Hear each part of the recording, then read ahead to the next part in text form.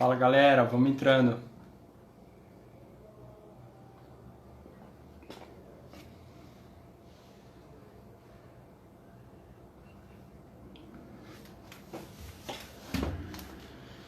Opa. Fala Marcelo, Bankley, tudo bem? Alexandre.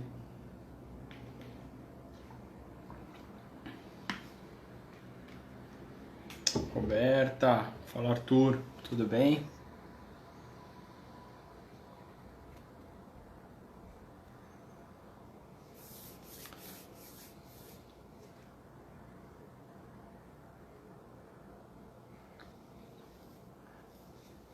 Vamos entrando aí, já vou acionando o Paulinho. Flavinha.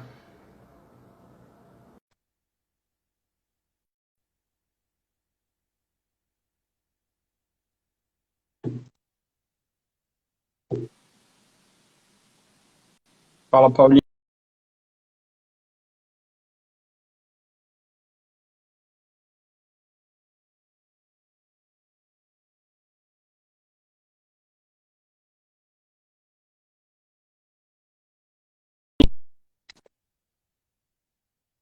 Vamos entrando. Fala Paulinho. Tá me ouvindo? Agora eu tô. Tá funcionando aí? Agora tá perfeito. Ah, legal, legal. Então, tá bom. Aí, ó, tem bastante gente, o Arthur, o Fabrício. Pô, tem o Bruninho que tá lá na Austrália, fiz o Q7 na minha turma, tá lá na Austrália. Ô, vida boa, hein, meu? Boa, Nossa, tá só surfando. boa noite aí, boa noite. Vocês têm essa tradição, Paulinho, de viajar para morar fora, assim também? Quem que de vocês que você conhece aí? Mas morar pra ficar ou passar um tempo? Pra ficar, pra ficar. Ah, eu tenho uns amigos que foram embora, viu, meu? Não tem o Bruno, acho que foi para Floripa, né? Tem bastante gente Tem, que vem, tem, não. Fora do país acho que tem menos, mas pra fora de São Paulo, a quem, maioria, quem né? foi esperto, quem foi esperto fez isso. É isso aí. É isso aí. Bom, o pessoal tá Olha o falando Zezico aí. aí, Zé Inácio aí. É Boa, isso aí. Isso boa, aí. legal. Bom, então, hoje é a nossa segunda live. A gente agora está tentando promover isso com uma frequência maior, principalmente para a gente poder ter um público bacana que gosta de ombro, que gosta de esporte, que gosta de atividade física, que tanto fisioterapeuta, médico, alguns pacientes, a gente tem assim uma gama de pessoas bacanas que está vendo a gente. Eu acho que hoje é mais um dia que a gente pode discutir um pouco sobre o ombro do atleta, né, o ombro do praticante de atividade física. A gente não vai falar só do atleta profissional, né, porque isso também acontece em quem pratica esporte. Acho que a maioria dos nossos pacientes, né, são atletas amadores que praticam atividade física, tudo. E acho que a gente fala para essas pessoas mais. Hoje a gente vai falar sobre o ombro do arremessador, né, ou essa nomenclatura que se criou sobre o ombro do arremessador, né, Paulinho?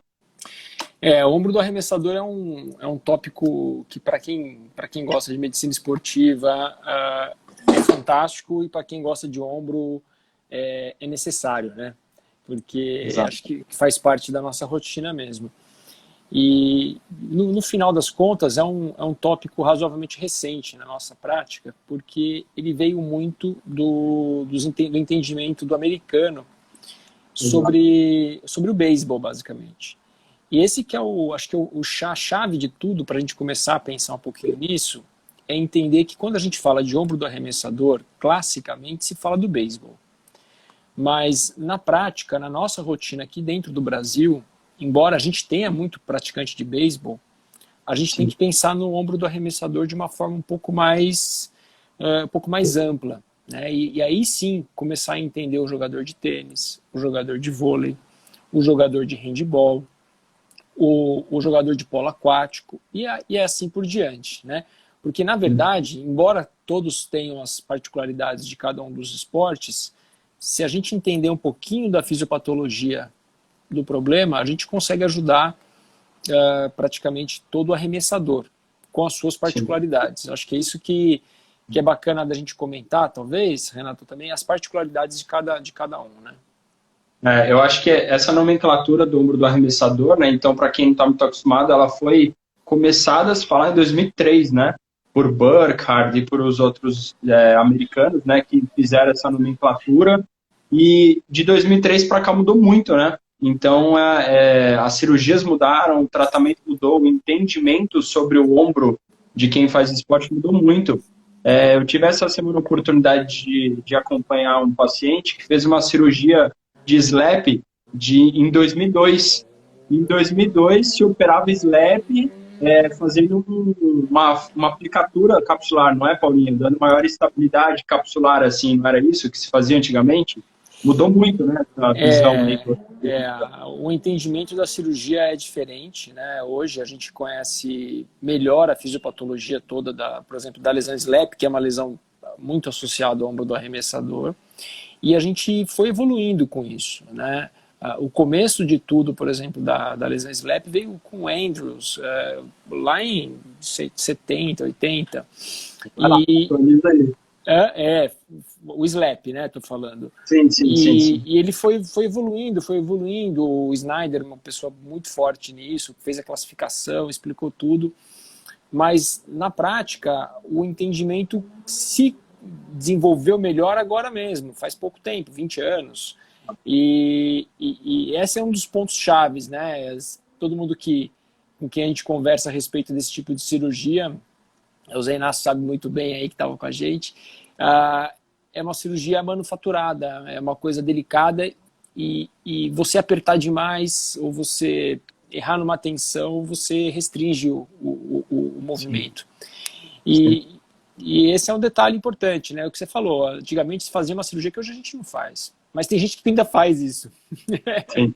Exato. Então, todas essas alterações, né? Então, antigamente a gente tinha um entendimento, a gente não, mas a literatura e os ortopedistas e fisioterapeutas tinham um entendimento de que o ombro era um ombro mais instável, né? Que tinha aquela instabilidade mais anterior e se associava muito com isso. Depois foi se entendendo o mecanismo que está envolvido com o gesto esportivo, está envolvido com todas as rotações do braço acima da cabeça.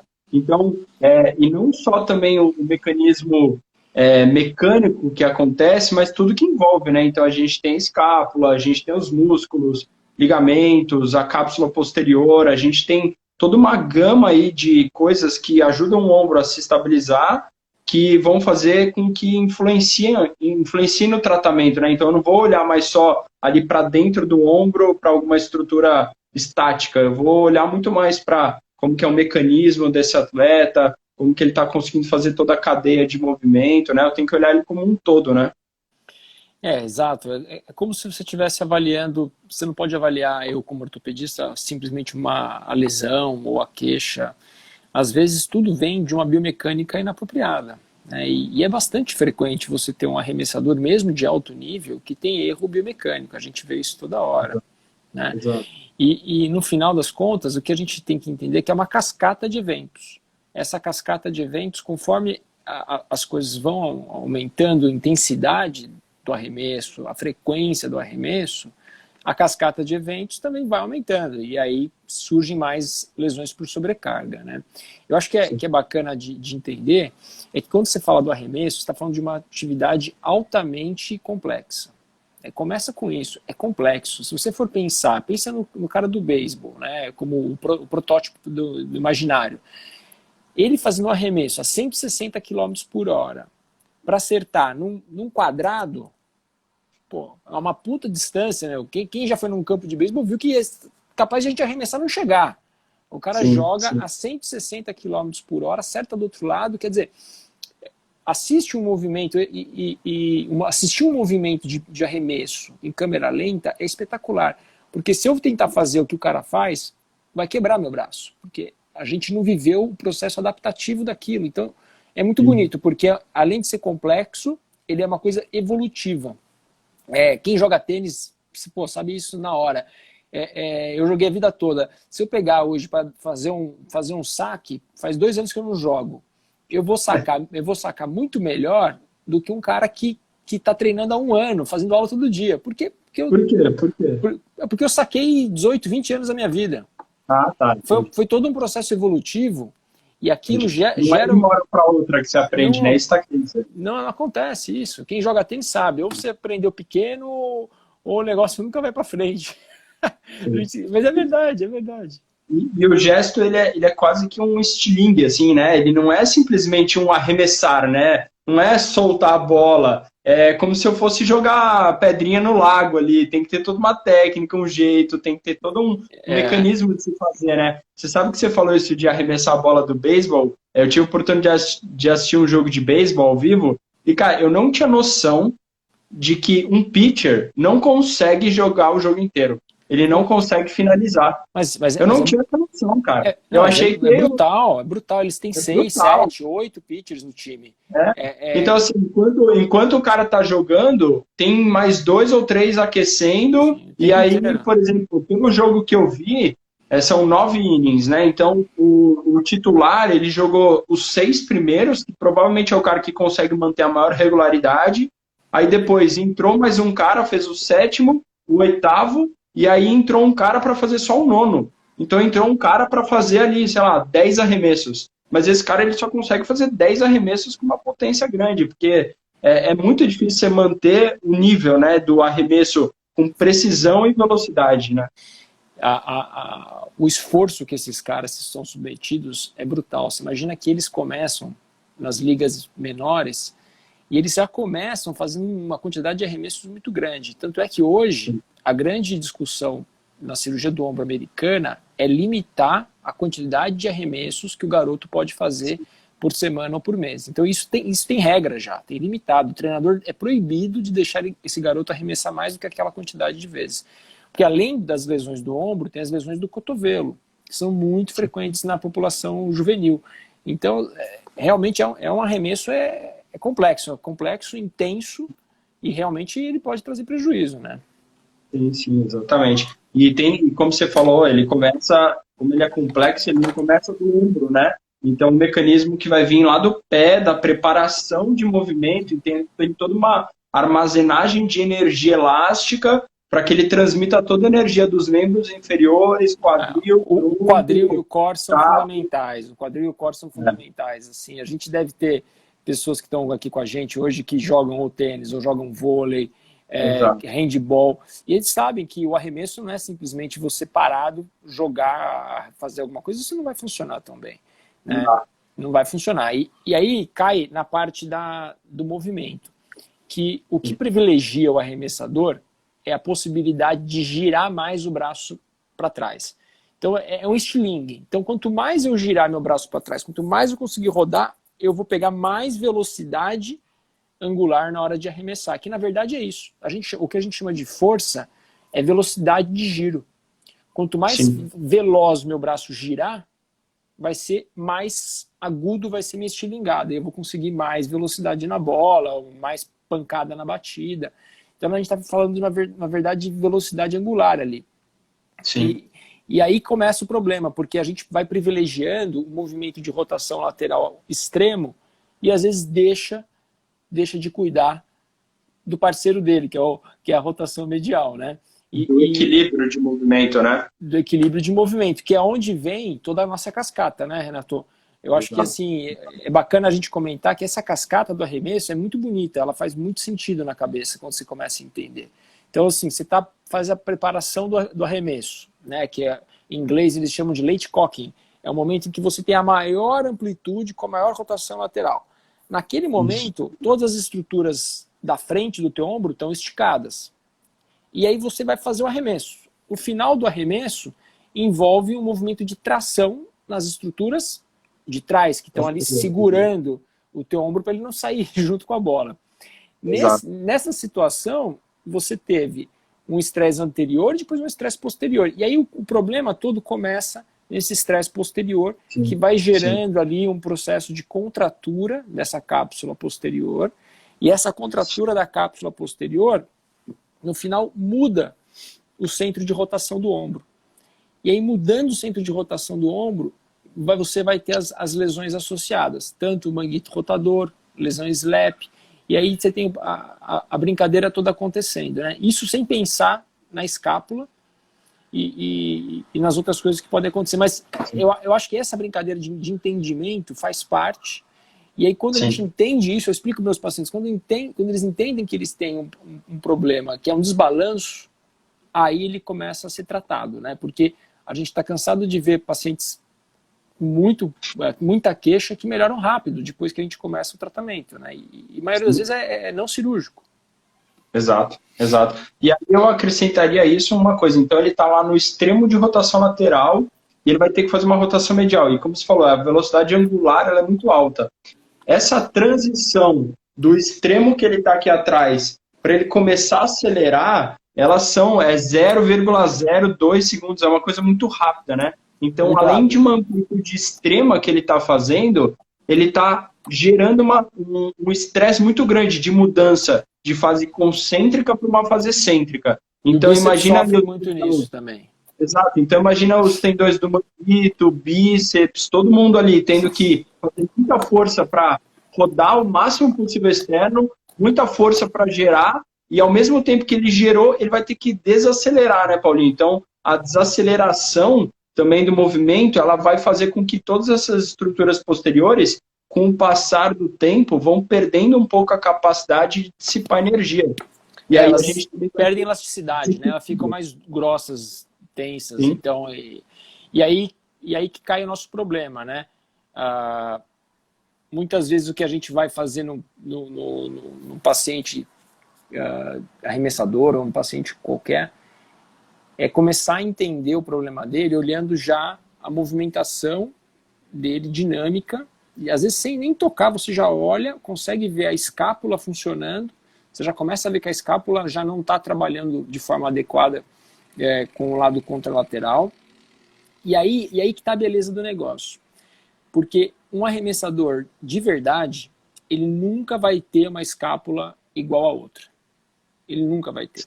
Então aí quem joga, quem arremessa, faz um vídeo do seu próprio ombro e vai ver que uma escápula é diferente, porque é uma adaptação do teu corpo.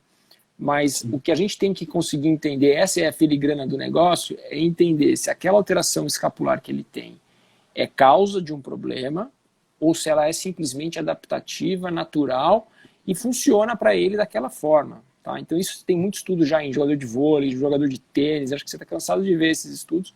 E isso é muito bacana, porque você não pode olhar toda a escápula que está discinética e achar que ela é doente. Nem toda a escápula discinética é doente. E isso que foi uma evolução bacana a respeito dos estudos de 2003.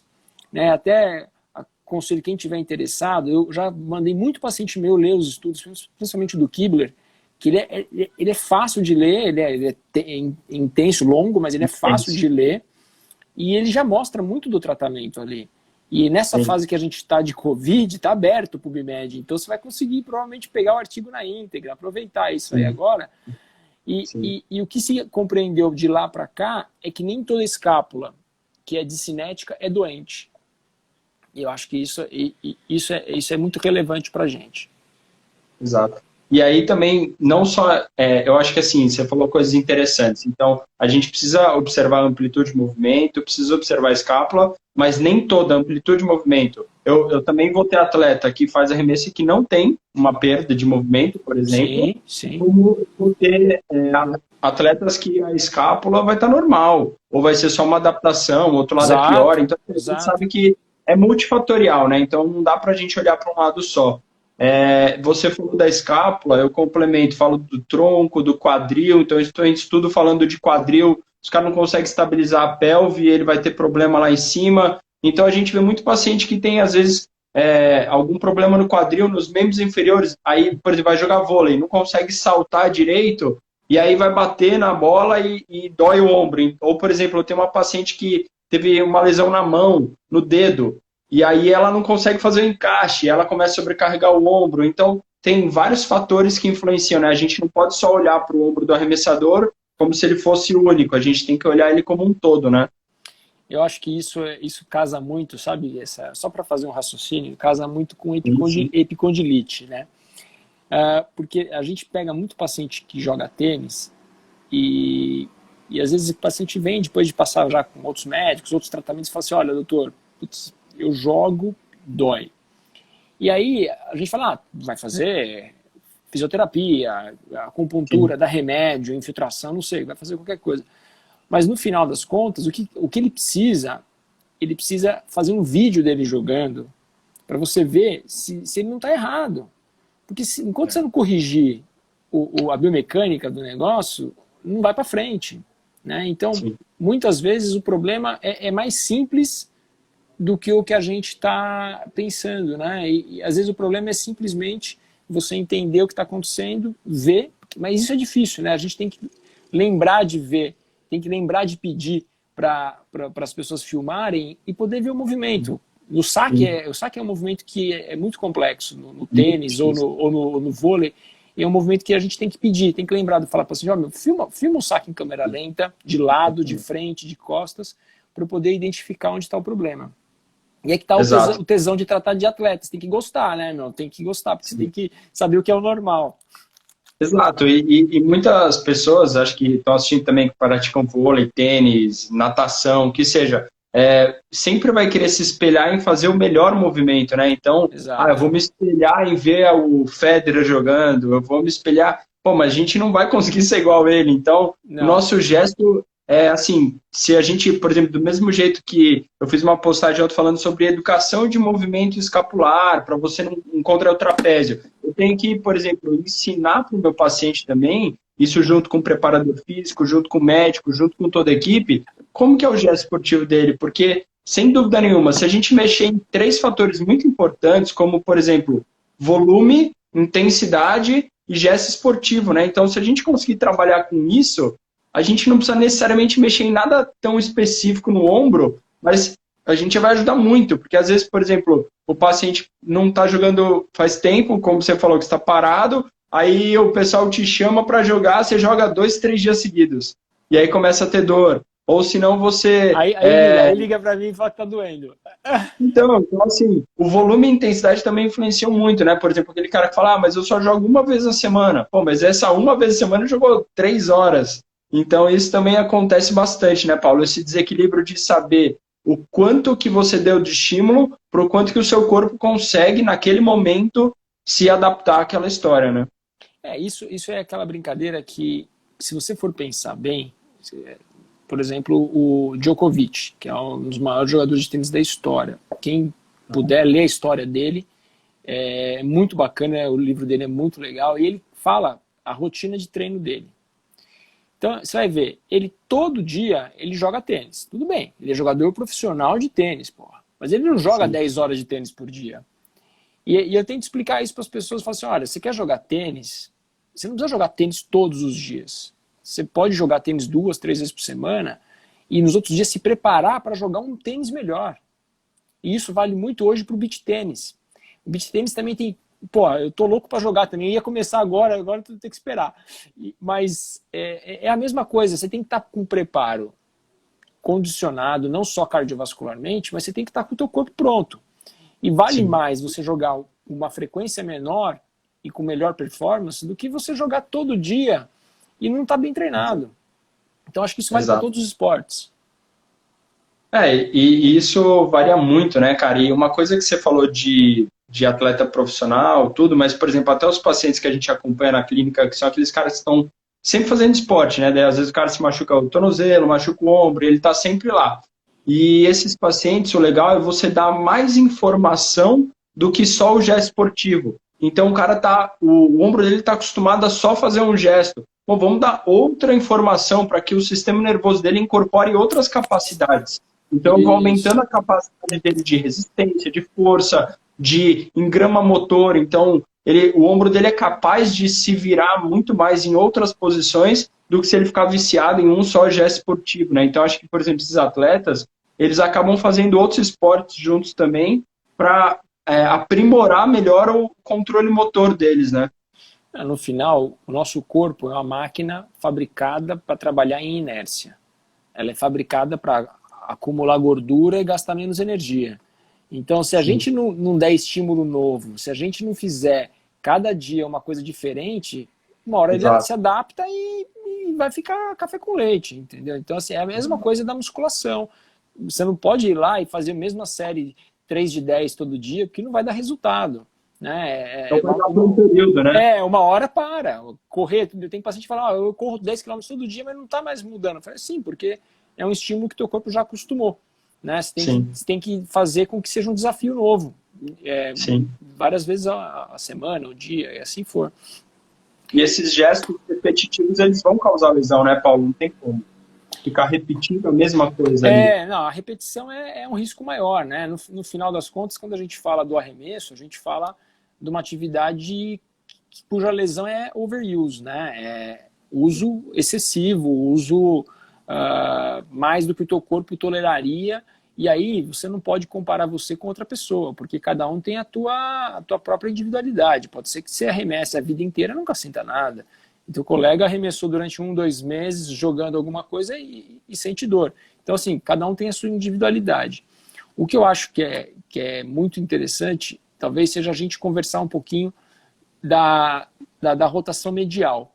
E que é uma coisa assim que a gente pode ajudar as pessoas realmente pensando nisso.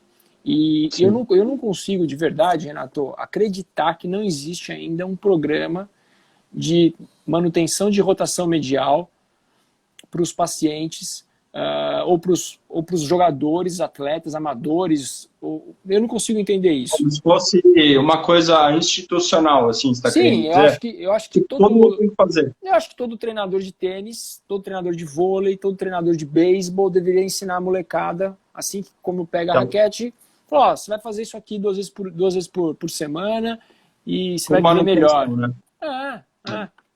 Então, assim, como quando a gente falou da cascata dos eventos, a gente tem aquela contratura posterior e isso leva, de uma certa forma, a uma redução da rotação medial do ombro. A gente já discute muito isso e a gente sabe que a literatura ainda não é precisa em dizer o quanto que essa diminuição de rotação ela pode ou não ser deixa eu só mostrar aqui, ó. Então, se a gente pensar, ó, a rotação lateral é esse movimento aqui para fora, tá? E a rotação medial é esse movimento para dentro. Então, teoricamente, o atleta, para conseguir arremessar, ele vai ganhar muito movimento para fora, ele vai perdendo esse movimento para dentro. Então, se eu comparar um lado com o outro, o lado que ele arremessa vai estar mais travado, vai perder mais rotação.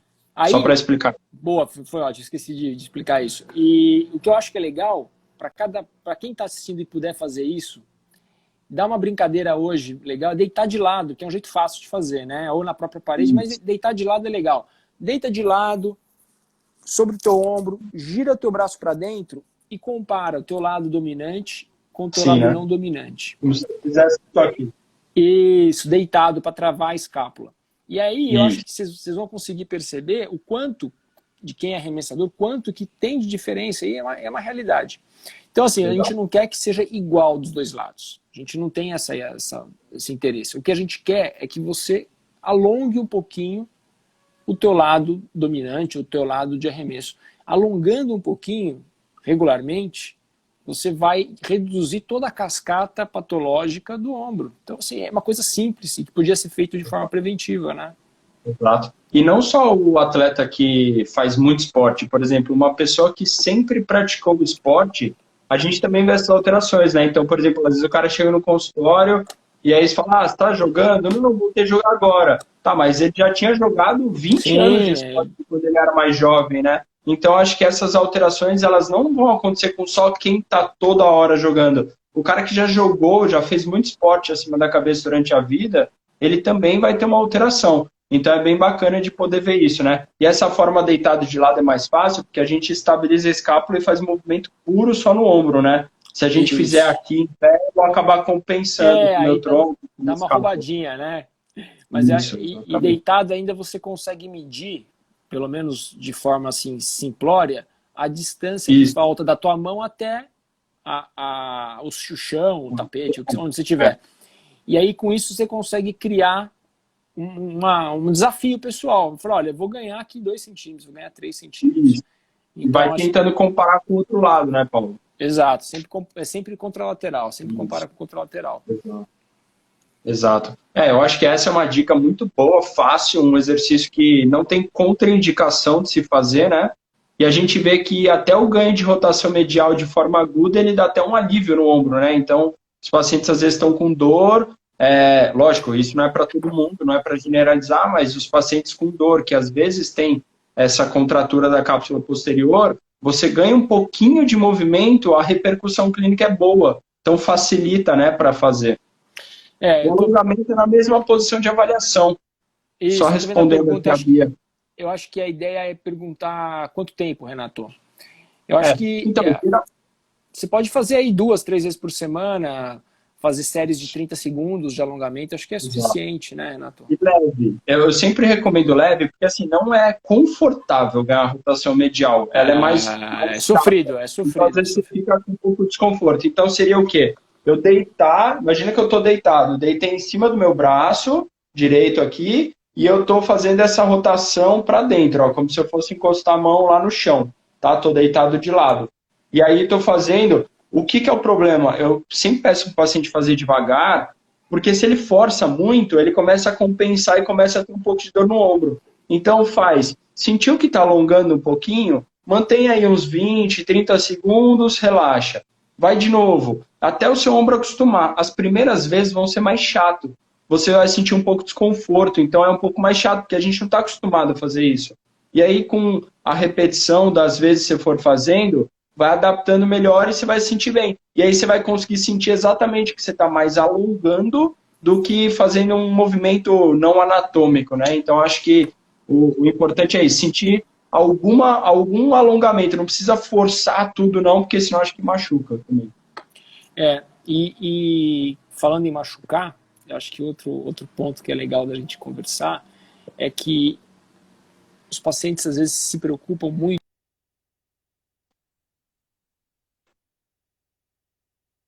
com o resultado de ressonância magnética, né?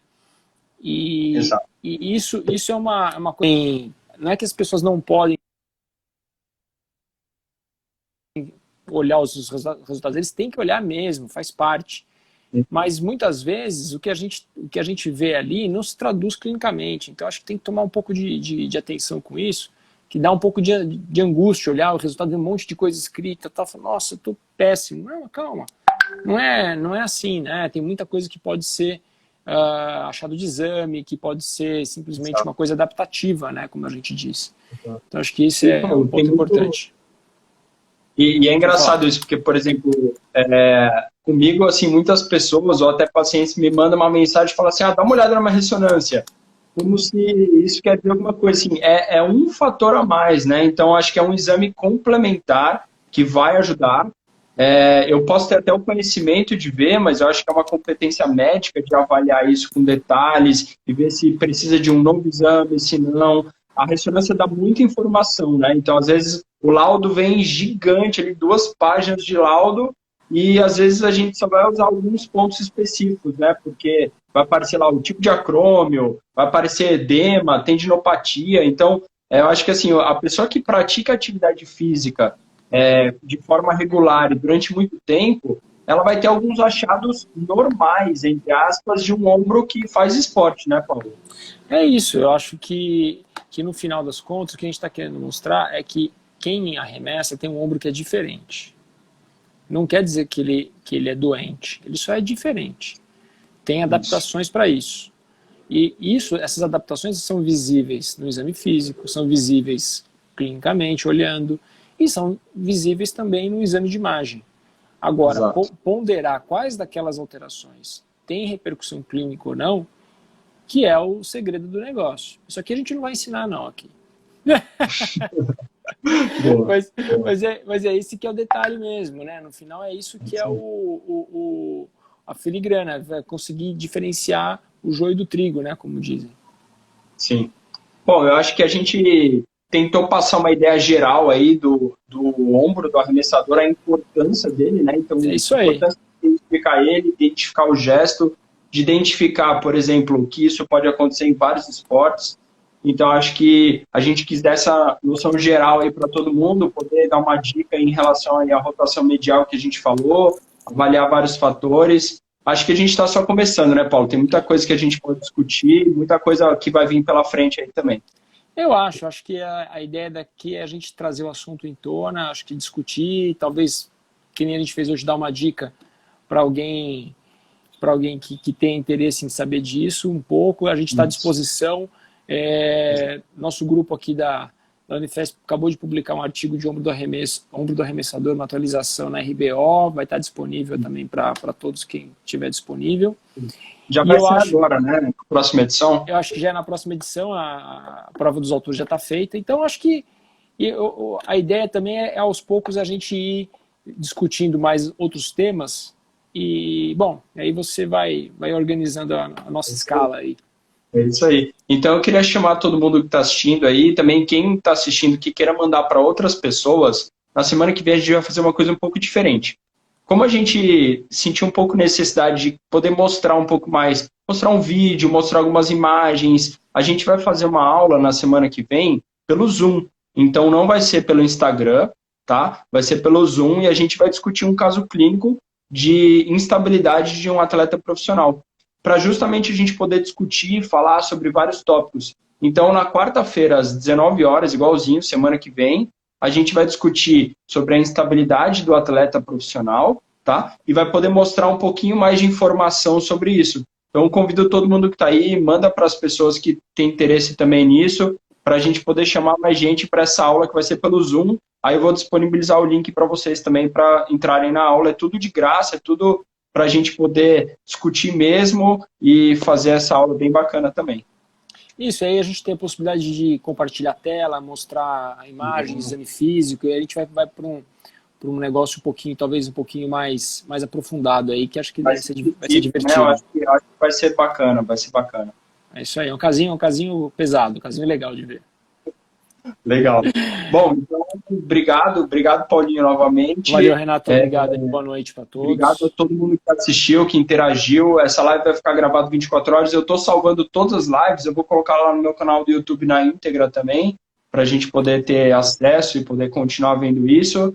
E acho que é isso. Semana que vem, então, às 19 horas, só que agora pelo Zoom, eu vou mandar o link tudo certinho. Qualquer dúvida, entra em contato com o Paulo, entra em contato comigo, tá bom? Um abraço, boa noite. Valeu, abração, boa noite.